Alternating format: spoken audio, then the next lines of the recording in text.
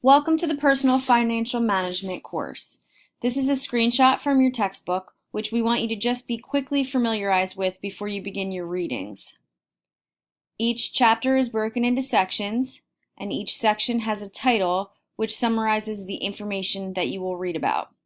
There are goals in each section, and then there are also terms or vocabulary words throughout, and in your reading you will see that these terms are usually bolded and in blue font to really stand out as you go.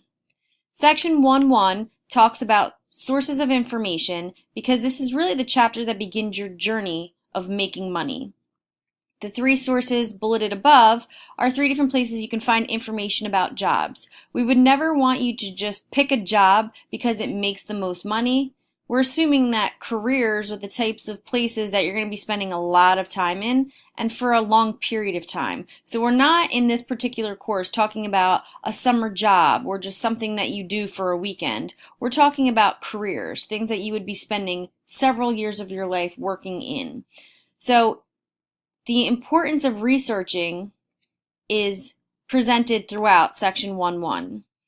The OOH, which is the Occupational Outlook Handbook, separates each job into a category, and then each category lists many different occupations, and each occupation has a bunch of information about it. So, for example, if you were looking to work in, say, the farming category, you would use the OOH to look up farming, and then that category would list a lot of different jobs that relate to farming.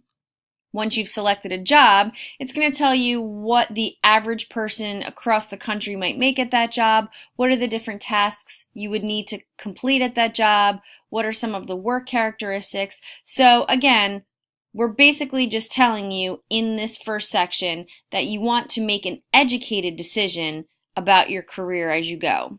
A job analysis is an evaluation of the pros and cons of any given job. So again, if we go back to the farming category, you looked up a farming job, you would want to write down all the things that maybe were great about this job, and then maybe the not so great things in order to make an informed decision before you committed to that type of work. Some of the positive things you might find in a job include the amount of monthly or annual pay, which we call salary. Some jobs don't offer their pay in a salary. Some offer them in an hourly wage, which you'll read about more in the chapter. Benefits are things above and beyond your salary that a career might present to you. So, for example, sick pay or vacation time. Both of these things are not guaranteed. So when you're in an interview, you might want to ask about these two things if they haven't been presented prior to that interview.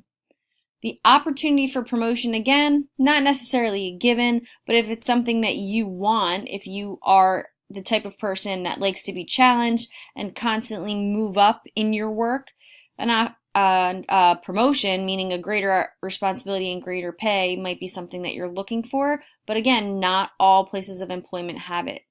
So when you do find one that does, that would definitely be considered a positive.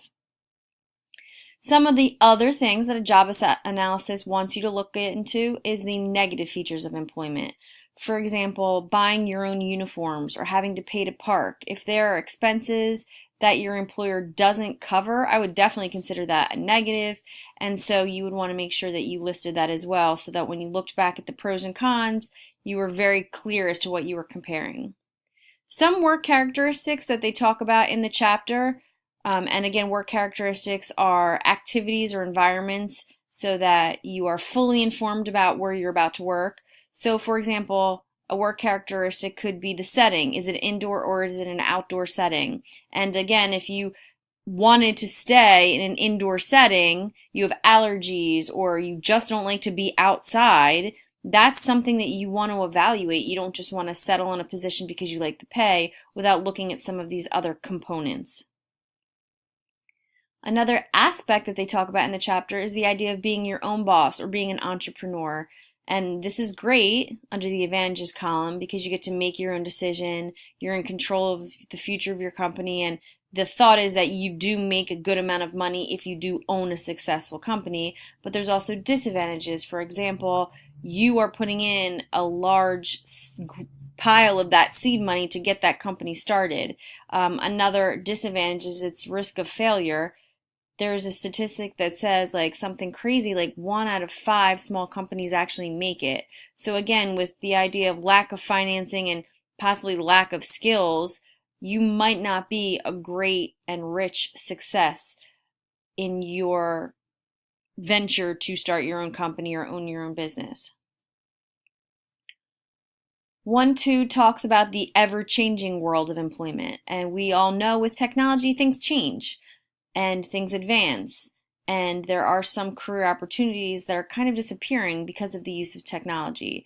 So if you want to keep your job, if you find a place that you love to work, you want to become a lifelong learner and continuously do things that make you a valuable component of that place. So, for example, upgrading or retraining, maybe you want to take courses to increase your usefulness to the employer, so you're really good at your job and you just keep getting better, or retraining, so you learn something else, so you are more valuable, and it would be a lot harder for you to get rid of if you know multiple jobs at a particular place of employment. Again, like I said, with technology constantly changing the game, you want to stay on top of the curve. The advanced degree is a term that they use in this chapter, and it doesn't reference bachelor's degrees because those are not considered advanced. But along your journey of being a lifelong learner, it does recommend or suggest that you take some courses to have a higher level of knowledge in your field. For example, a doctorate or maybe just a master's degree will help you continue with the ever-changing speed and pace of your career. The self-assessment inventory lists your strong and weak points. So this one is broken down by education, experience, abilities, and appearance. And what they're saying is that if there are areas of weakness, that you create a plan of action to better yourself. Once you've decided through research and evaluation what careers you think you would want to pursue, there are placement centers that will help you find that career or that experience location. SPS, our guidance department, would be considered the placement center here at the high school. If SPS cannot help, or if you're looking for a higher level of experience, another term in this chapter is the term networks.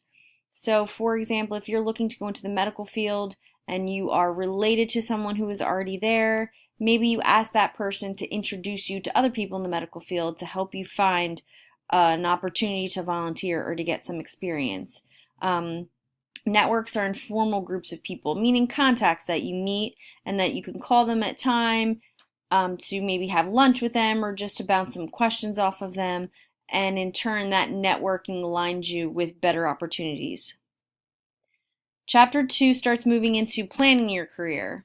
So we discuss why people really do work, and it's not for fun a lot of the time. Sometimes it's for a sense of purpose, or they have needs. Their lifestyle is pretty extravagant and they can't afford it without having some kind of income coming in. So they do in this chapter cover the idea of your identity, your values, and your lifestyles all being things that you want to consider when you do finally settle on a career. But the other things you want to consider are your aptitudes, your interests, and your personality. So obviously, if you don't have a natural physical or mental ability to complete that job, it's going to be a real struggle for you. You want to make sure that you're still doing things that you are interested in, because there's nothing worse than working at a company for 50 years and hating every day of it. So obviously, you want to have that connection to your job. And then again, your personality, so your intelligence, your sense of humor, these are all things that make up you, and it should align with what you're doing on a daily basis. So you did your self-analysis, you looked at the OOH, etc. to research the types of careers that you want. Then you might have taken a plan of action, like you have started networking or you've gone to a placement center. And then they suggest that you would then reevaluate. So once you've done all your research, is this still really what you want to do? Because it is a big commitment.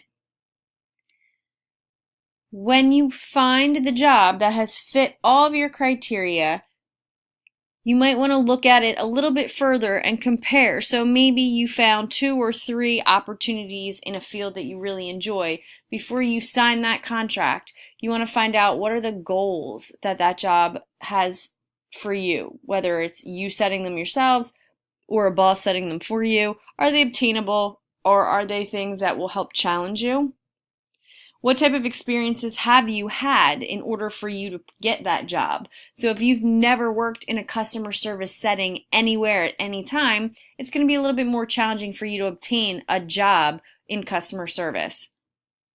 When you're actually being interviewed and filling out applications, which we don't really cover in this course, but are things that you really need to know about before you actually get a job, you're going to actually fill out a portion of every application, which might be called maybe your work history or a reference section, and it talks about jobs that you've held and how long you've had each one of them. And obviously, you want to have a really nice work history to really build up an idea of who you are and how great you would be for that position. So maybe you can get a part-time job or a volunteering opportunity, or maybe you job shadow someone in that career field. It won't necessarily let you do the job. It's not like an internship, but it will give you some insight on the job, and it'll allow you to speak in a more educated fashion in your interview. Also, there are things called a co-op or a cooperative educational placement, and this is typically an intern-like position. Again, you may or may not get paid, but like for an example, a student teacher, you would be taking classes during the day or taking classes at night and working with a teacher, actually teaching a class in your off time. And that cooperative education setup could absolutely be listed in your work history. It shows experience. Okay, so you've done your research, you've gotten your resume all together, you think you might be ready to go, but how do you go ahead and get the job? And the last portion of Chapter 2 talks about employment agencies and private or public placements. So an employment agency is just that. It's an agency that helps people find employment. So people like us could go in and say, I'm looking for a job in which I would be a secretary or in which I would mainly work with my math skills, and they would try to find a job that would fit my skills or my interests. A temp agency does the same thing, only on a more temporary basis. So for example, as a teacher, I could find something just for the summer through a temp agency. But a headhunter is a little bit different. Headhunters typically work for a company. So they're looking to fill important positions for that particular company or that particular employer. So as an entrepreneur, going back and using some more of our vocabulary, I might be just opening my first company and I might need some really high energy hostess or greeters to really make people excited about whatever they're going to do inside my store. So I would go to a headhunter agency and they would do the legwork of finding people who could be exactly that for me and my company. So these are the 3 places that you would be able to go to get some information on how to get connected to a job. Throughout Chapter 1 and 2, there's a lot more information that you want to read about, because what I've described in these very few slides is really only a summary of the chapters. And on the final exam, the questions that are going to be asked are much more in-depth than just what's on these slides. So in each of these chapters, you are going to get a brief overview, but you're not going to get the whole picture.